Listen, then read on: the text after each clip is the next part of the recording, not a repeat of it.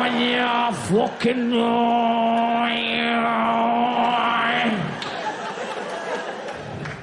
He is the Queen Mum of junkies.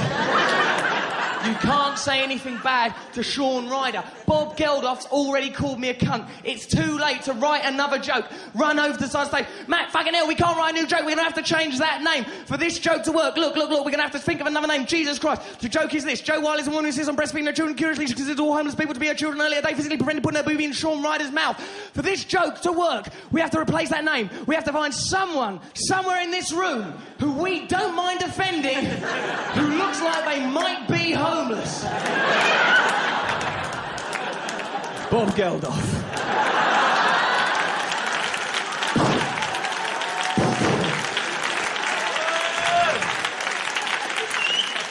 Cut to Bob Geldof jabbing away at his mobile phone, looking for answers that are never going to come.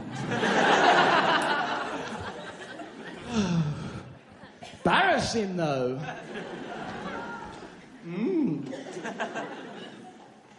That was an orgasmic cry if ever I heard one. Yeah! I always knew that newspapers were full of just lies and treachery and rubbish and hogwash, right? But now, sort of, I'm in them. So I'm in a better position to judge. It's really, really mad. It's really abstract. They take you outside of yourself and sort of judge you away from yourself. Like our Native Americans don't like you to do a photograph of in case it steals their soul. Well, there's something in it, let me tell you. It's very odd, very peculiar process. And I've read, like, tabloid newspapers all my life, particularly The Sun. Sort of always thought of The Sun as sort of a friend, really. But do any of you have a friend that you sort of fucking hate? You know, that has infiltrated your life and is trying to surreptitiously make you a bit racist with the promise of £1 day trips to France and bingo. All right, mate. All right. Here, come on. Let's go a day trip to France. It's only £1. Only £1. There are too many asylum seekers in this country. Only £1. What? What did you just say? What did you just say then? Only £1. Only £1. No. Before you said only £1, you said something. Day trip to France, day trip to France. No, between day trip to France and only £1, you said something about asylum seekers. I never mentioned them. Come on, let's do a Sudoku. Don't think. It don't help to think. Just read this. Fucking hell, look at her. Look at her. Okay. I could be a bit racist, I suppose. On the weekend. Yeah, ridiculous. What about this story, right? This is stupid. What stupid son pun I've ever read, right? It was a story about, right, admittedly, a bad story about a paedophile who'd been released and was now living in a tower block, right?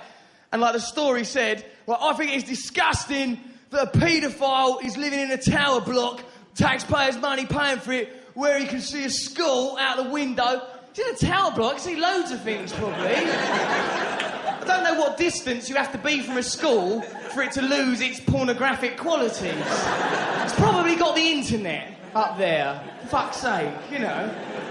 And it's a really serious, pious piece. It's disgusting, it's immoral, it is wrong, right? And it's like, fair enough, okay, have that view. But the headline to the piece, after all this indignation and moral outrage, was paedophile living in a tower block, can see a school. Headline was, Perv's Eye View. Have the moral outrage or have a cheeky little pun. You can't have both.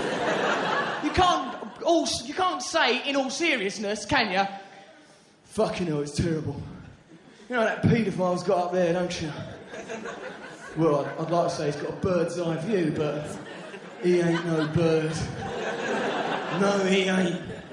He's a perv. Also, the word perv is a little bit flippant, don't you think, to describe a paedophile?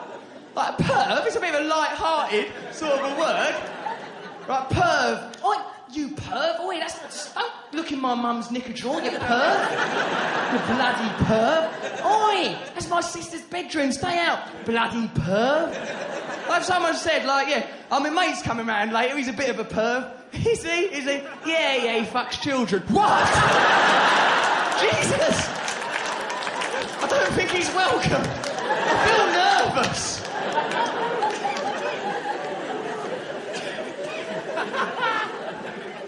Yeah. Now I'm in a position to prove that it is rhubarb, right? Because I'm in them. This, for example, is a story in the Daily Star that concerns me nearly getting smacked in the mouth by Tamara Beckwith, right? Well, let me tell you this.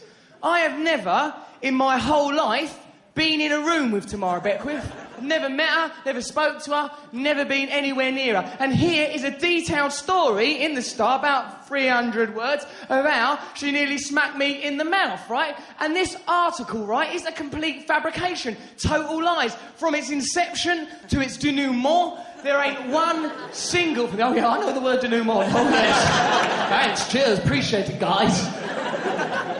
Throughout this article, there ain't one word of truth. Honestly, not one word of truth. Whole thing's a lie. Not a single word of truth. Not one. I'll read it to you. Randy Russell Brand... All right, one true word. Randy Russell Brand got into big bother with posh Tamara Beckwith. The night culminated in her threatening to punch him in his big mouth. Right, how this article functions is it by running in parallel two ideas. I, of course, present a programme, what is called Big Mouth, on the telly. That is a figurative, metaphorical mouth. Also, I have, on my Facebook, a mouth. That is a literal anatomical mouth. It's by running these two ideas in tandem that this article is constructed. 'Tis rhubarb. The Big Brother's Big Mouth presenter, 30, has a penchant for posh blondes. I ain't got a penchant for posh blondes. That is a way of losing about 80% of your market.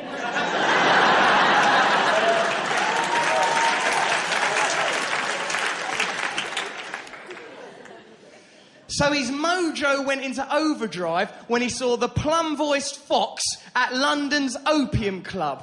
Plum-voiced fox, right? If you take the idiom plum in one's mouth, meaning talks posh, and contract that to plum-voiced, then take the adjective foxy meaning sexy and change it to the noun fox, then co-join that to plum-voiced fox, you don't get a posh, sexy bird what talks all proper, you get a perverted Beatrix Potter character. You get a fox in a waistcoat with a pocket watch. Hello. Good evening. For I am the plum-voiced fox. I bid you good evening. Would you care for a glacier mint?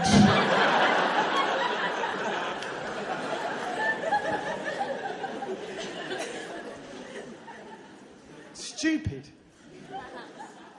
The big-haired pixie, me...